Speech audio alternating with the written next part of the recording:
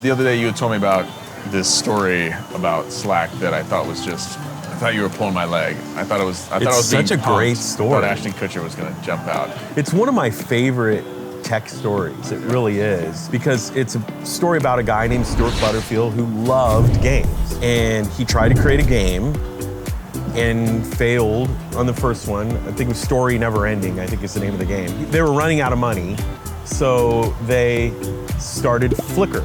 Flickr was the original Instagram, essentially. Yeah. They photo sharing, and they did it very differently than Instagram, but wildly successful, and then sells that to Yahoo for 27 million. You think, all right, great story. Goes off into the sunset, right? Mm-hmm. Yeah. No, he still wants to make a game.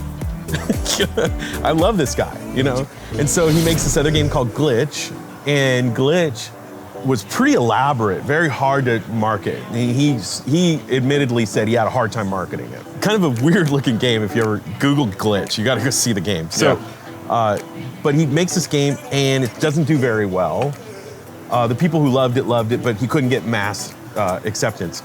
But in the midst of making this game, they created this really cool chat box that had all this functionality in there. Yeah. And they just loved the chat. And so they went with the chat, called it Slack, and created the company Slack. And then he goes and sells it last month or month before to Salesforce for 27 billion. Wow. And such a cool story. I love that he went with the thing that was working instead of just being like defeated that it wasn't working. And I think some people need to take that lesson.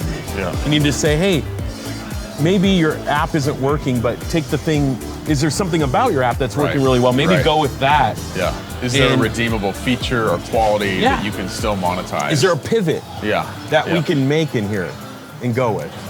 Yeah. That's awesome. What a great lesson. Right with the music coming on here. Welcome to Cuba.